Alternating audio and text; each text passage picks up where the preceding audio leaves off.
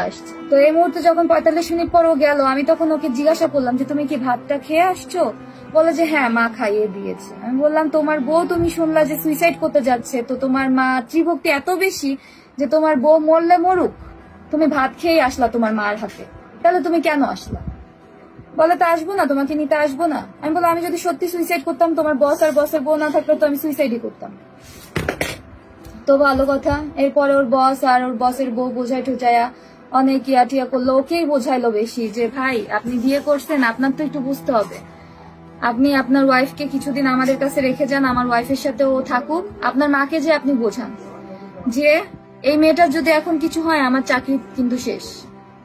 ও আমার হাজবেন্ড বললো যে ভাই আমার মাকে বুঝায় লাভ নেই, আমার মা চায় আমাদের ডিভোর্স হোক।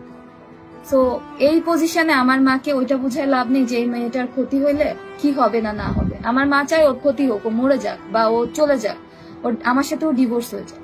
এটা বলার পর ওর বস আর কিছু বললো না, বললো যে ভাবি আপনি এখানে 3-4 দিন থাকেন আমার ওয়াইফের সাথে। পরের দিন আমাদের রাত্রে 9:30টার দিকে আমাদের বাসা নিয়ে আসলো 6 মে আমার হাজবেন্ড। আমরা রাত্রে সব ঠিকঠাক করে আমরা ঘুমোলাম।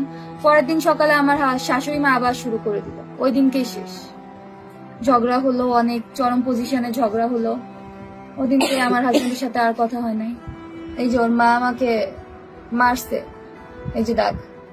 স্বর্ণ আমার হাজবেন্ড খুব সৎ মানুষ ছিল, ও আমাকে আমার বিয়ের ভিডিও তো বর্তমানে ফেসবুকে ঘোরাফেরা করতেছে, ওই বিয়ের ভিডিওতে যতটুকু স্বর্ণ অতটুকুই স্বর্ণ স্টিল আছে। 2 বছর আর কি হবে, স্বর্ণ কিছুই নাই, কিন্তু ও এটা উল্লেখ করছে কারণ ও আমাকে প্রচন্ড ভালোবাসতো। ও জানতো, ওর মাকে চিনতো, ওর ভাইদেরকে চিনতো, ওর বোনদেরকে চিনতো যে ও না থাকলে ওর অবর্তমানে ওর কিচ্ছু আমাকে তারা দিবে না, কিচ্ছু না, কিচ্ছু না, কিচ্ছু না। যার কারণে ওইটা উল্লেখ করে গেছে যে ও তো আমার বউ ছিল, ওকে আমাকে তো খুব ভালোবাসতো, ওই জন্যই স্বর্ণের কথাটুকু উল্লেখ করে গেছে। ও আমাকে ভালোবাসতো জন্যই শুধু ওই স্বর্ণটুকু যাতে অন্তত আমাকে দেয় ওর মায়া বা ওর ভাইরা, ওই জন্য ওই স্বর্ণের কথাটুকু ও শুধু উল্লেখ করছে।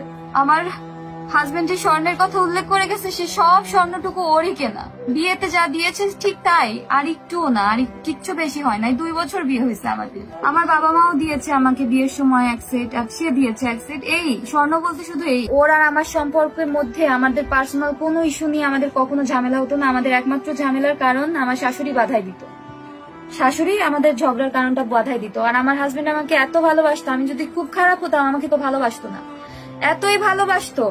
ও মৃত্যুর সময় হাতে যে ঘড়িটা পরা ছিল ওইটা আমি দিয়েছিলাম বিয়েতে। 2.5 বছর আগে আমাদের বিয়ে হয়, ওর সাথে আমার মিট হওয়ার পরে ওই ঘড়িটা আমি ওকে দিয়েছিলাম। ও যে জামাটা পরা ছিল ওইটা আমার বাবা দিয়েছিল। ও সব সময় বলতো তোমার চিহ্ন আমি ছাড়বো না। আমি ওকে যে জুতাটা কিনে দিয়েছি এবার পুজোর সময়, দুর্গাপূজার সময়, ওই জুতাটাই ও পরে শেষ হচ্ছে, আমার দেওয়া জিনিস পরেই ও গেছে। তারপরে ওর মা এসব কিছু করলো যে হ্যাঁ ভুল করছিস, হ্যান আর করবি না।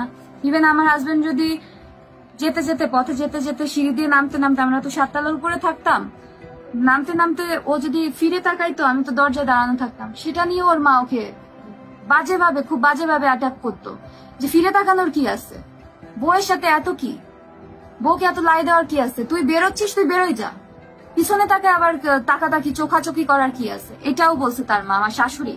সে তার ছেলেকে বলতেছে বউয়ের সাথে চোখাচোখি কেন করিস। ওই টাটাটাই আমার হাজবেন্ডের শেষ টাটা ছিল। আমাকে আমার হাজবেন্ড আর জীবনেও টাটা দিবে না, জীবনেও দিবে না, জীবনেও দিবে না। ও যে লুকায়ও যদি দিত, ও যে লুকায়ও যদি দিত।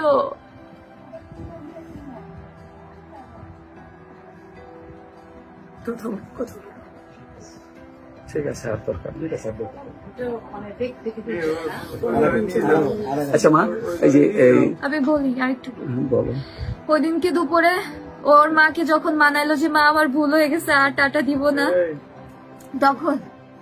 তখন ওর মা আরো ব্লেম করলো যে তুই যে বাজার থেকে মাছ আনছিস তোর বউ না মাছের পিস গুলা ছোট করছে, অথচ মাছ কিন্তু কাজের মহিলা ওয়াশ টোয়াশ করে দিয়ে গেছে। আমার ভুলটা কোথায় হয়েছে, আমার শাশুড়ি মা কাজের মহিলাকে বলে দিছে যে আমাকে যেন মাছ টাছ ধরতে না দেয়, দেখতেও না দেয়। কাজের মহিলা মাছ ধুয়ে যাবে, ও ফ্রিজে তুলে রেখে যাবে, উনি ওনার মতো রান্না বান্না করবে। কারণ কি, আমার হাজবেন্ড হচ্ছে মাছের পিস গুলা বড় বড় করে আনতো। সে খুব ভালো ছিল, সে তার মাকে বউকে খুব ভালো রাখার চেষ্টা করতো, প্রত্যেকটা সময় প্রত্যেকটা সেকেন্ডে চেষ্টা করতো তার মাকে আর বউকে ভালো রাখার। কিন্তু ওই যে বড় বড় পিস করে আনতো তো আমার হাজবেন্ড মাছের, তো আমার হাজবেন্ডের জন্য আমার শাশুড়ি মা বড় পিস গুলা রেখে আর সে বড় পিসই খেত, রান্না করে সে খেয়ে নিত যখন আমার হাজবেন্ড অফিসে থাকতো। আমার হাজবেন্ড দেখতো না যে তার মা খেয়ে নিচ্ছে, আর আমাকে যেহেতু মাছ দেখতে দিত না, তো আমি তো জানতেছি না কয়টা পিস বা কি রান্না করছে। আর যে বড় পিস গুলো ওইগুলোকে 4টা খন্ড করতো, বড় পিস গুলোকে কেটে আমার শাশুড়ি মা 4টা ভাগ করতো। তার ছেলেকে কি দেখাইতো যে তোর বউকে একটা ভাগ দিচ্ছে, আমিও একটা ভাগ খাচ্ছি, আবার রাত্রে তোর বউকে একটা ভাগ দিচ্ছে, আমি একটা ভাগ খাচ্ছি, অথচ সে যে দুপুরে রান্না করে খেয়ে নিচ্ছে এইটা আমার হাজবেন্ড আর জানতো।